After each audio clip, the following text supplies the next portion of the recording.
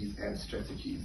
His leadership, commitment to excellence, and comprehensive understanding of healthcare systems have made him a valuable asset to the medical fraternity.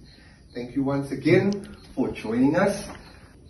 So I spent 6 years in Cuba, and then I came back to South Africa to do my final year, and I finished with Wits University. So after Wits University, I came to do my internship in Pietermaritzburg. But overall, I only understood the role that I had in terms of medicine and the intensity and the role for it. I was already inside. You know, with your first and second year of your embryology and stuff like that, the physiology, for me, then I realized, oh, damn it, this thing is so difficult. So it was made time to be here today. I would like to believe that medicine chose me rather than me choosing it. I grew up in the north of the province in an area called Imbazwana. It's next to Sodwana Bay, those who like to travel.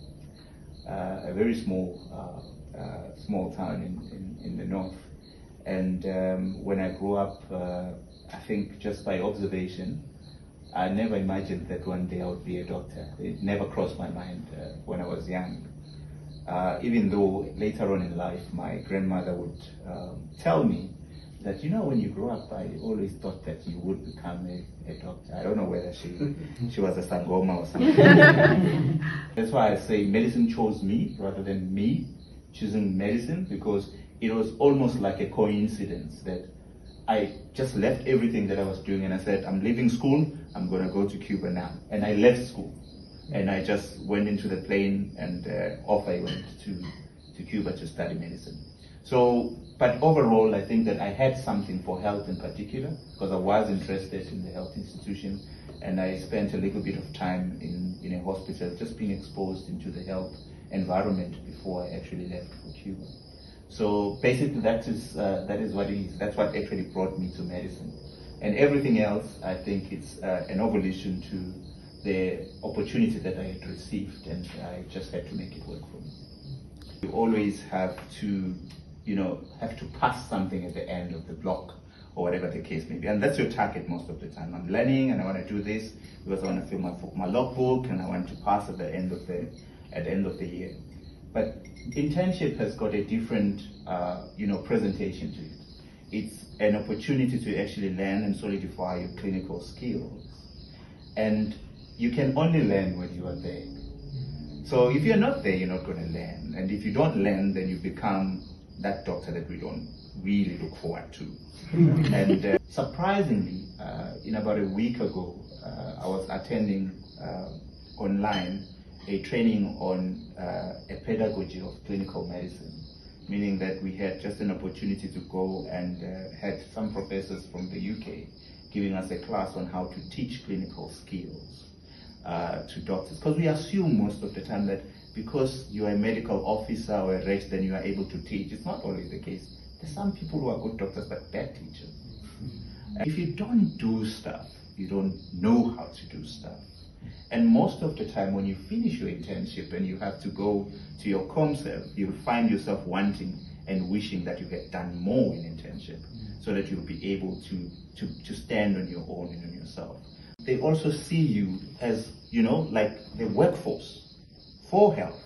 And you are a serious workforce. As much as we think that this is a platform for you to learn, but you also become the workforce for health to deliver the service. So if you've seen that patient, make sure that you are able to relate to that patient, but make sure as well that as much as you are helping the patients, but also help you in return to solidify your skills. Because not so long after that, you'll be on your own and you'll need to make that decision, whether to treat the patient or transfer the patient home.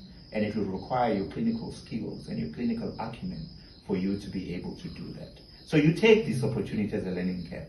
It can be very stressful, but your opportunity is to make sure that you take whatever that comes at the moment and make the best out of it.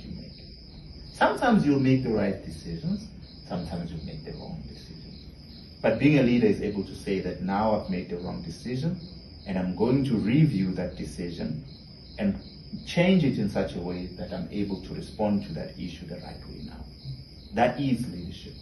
Unfortunately, being a leader and being a boss are two different things. If I'm a boss, I tell people what to do all the time and I don't care what everybody thinks. But being a leader is also about moving people towards a certain direction and showing them the culture where you want the organization to go to. So that you become a strategist in a sense. So you need to be able to have people. Somebody said that leadership is like an orchestra. An orchestra, everybody can play an instrument, but not all of them can play all the instruments. One is good in one instrument. So what a conductor does is they put them together in a way that they are able to produce one solid music that I'm going to be able to enjoy. But they're playing different instruments. So being a leader is like being a conductor, where you are able to know people's strengths and weaknesses, but be able to work with them to produce something extraordinary.